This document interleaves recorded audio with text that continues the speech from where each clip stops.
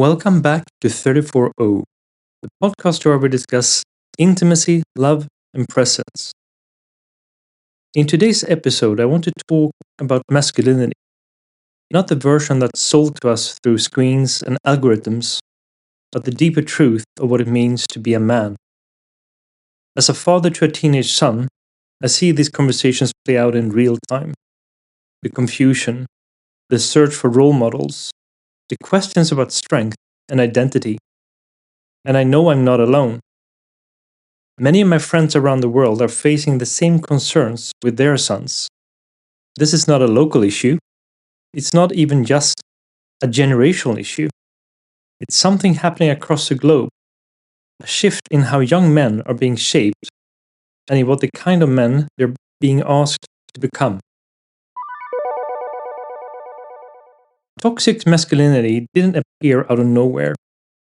For generations, men have been taught that emotions are weakness, that real strength is about control, dominance, or success, measured in status, money, or sexual conquest. Many boys grew up with fathers who were absent or abusive, emotionally or physically. Others learned from cultures and peer groups where vulnerability was mocked, where being a man meant suppressing feelings and proving yourself through competition. From early on, boys are exposed to unhealthy concepts of what it means to be a man. These are patterns driven by cultural pressure, education, and social norms. Don't cry. Man up. Prove yourself. The message is clear. Toughness over tenderness. Dominance over dialogue. Performance over presence. But beneath the surface, what we're really seeing is the wounded inner child. A boy whose needs for safety and love were never met. To learn to armor himself instead. And when that boy grows up, he often becomes a man who fears weakness, who externalizes power, who rules by control, while burying his own heart so deeply that it spills outward as dominance. Real power isn't what you take, it's what others feel in your presence. It's a world where women are portrayed as possessions, status markers, or threats to control, where money, cars, status, and sex are glamorized, while empathy, collaboration, and vulnerability are treated as weaknesses, and where young men's confusion so easily turns into aggression and domination instead of self-awareness and growth. And in today's digital world, the story gets amplified.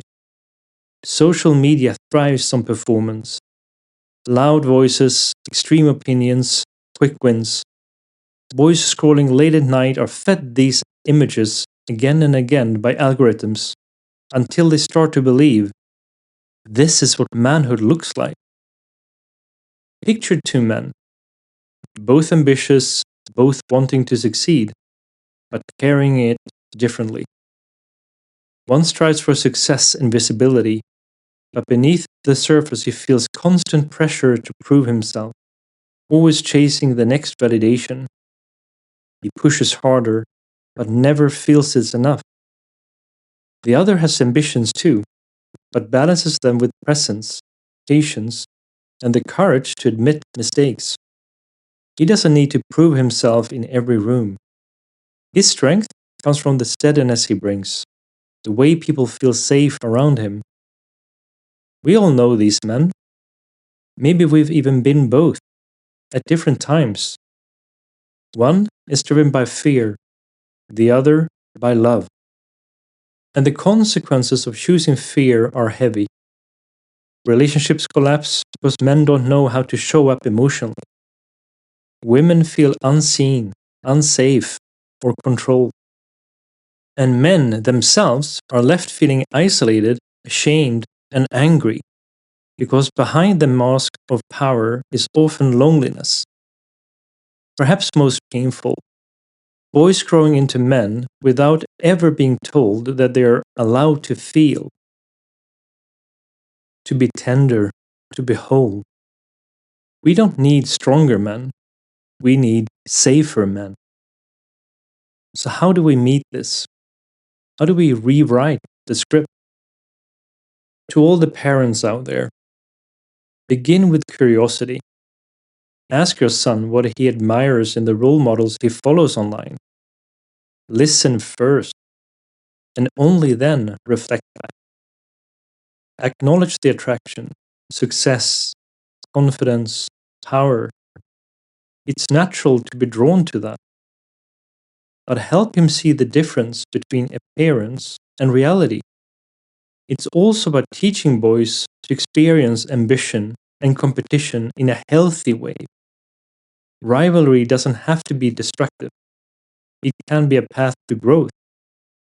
Walk with them through the moments of losing and failure and help them discover, what did this teach me?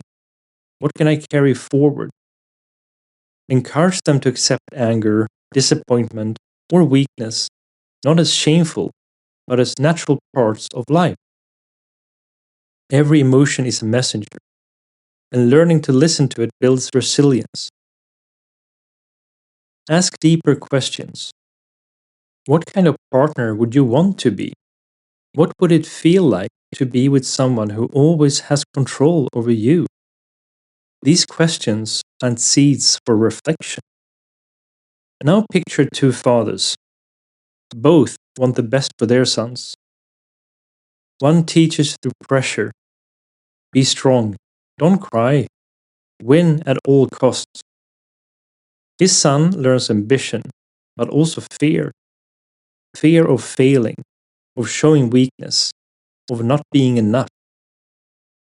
The other father also encourages ambition, but pairs it with presence. He shows his son how to compete with joy, how to lose without shame, how to see mistakes as lessons instead of proof that he's unworthy. One raises a boy who armors himself. The other raises a boy who can grow into his strength without losing his softness. Offer another model. Share stories of men who are both strong and caring. Men who can carry responsibility, but also admit mistakes. And for all the young men listening, understand that masculinity is not a performance. It is not about cars, money, or domination. Real strength is presence, inner confidence. Real power is the ability to make others feel safe. You can win every competition and still lose yourself. That's the tragedy of performance-based masculinity. It looks strong on the outside, but leaves a void on the inside. Vulnerability is not weakness, it's courage. The men who dare to say, I don't know, I am scared, I need help, those are the ones who grow, who earn real respect. Or the ones who dare to stand still as a safe harbor in the storm. The strongest man in the room is often the one who admits he is afraid. Think about your future. What kind of man do you want to be for your friends? For the woman you will love one day? For your children? Let that vision guide you more than any influencer ever could or should. Strength is not about never failing. It's about what you do after. Can you lose with dignity, reflect, and rise again without resentment? Can you admit when you are wrong and use that moment to grow? Healthy masculinity isn't about never feeling anger or disappointment. It's about transforming those feelings into fuel for growth instead of weapons against others. Masculinity is not toxic by nature. It becomes toxic when it builds on fear. The fear of being small, of being seen, of not being enough. When we replace fear with presence, with love, with responsibility, masculinity becomes what it was always meant to be, a gift.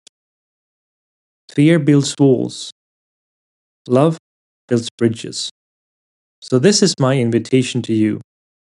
Let's go beyond the illusion. Let's rethink strength and masculinity, not as performance, but as presence.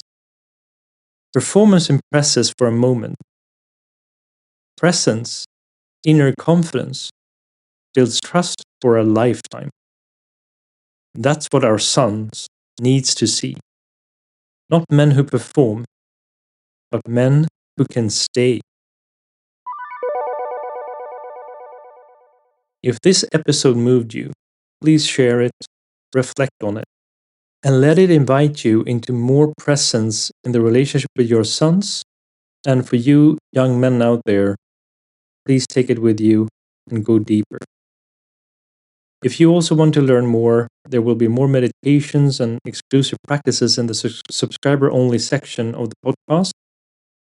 Really, thank you for listening to 34O. Until the next time, stay present, stay open, and stay human.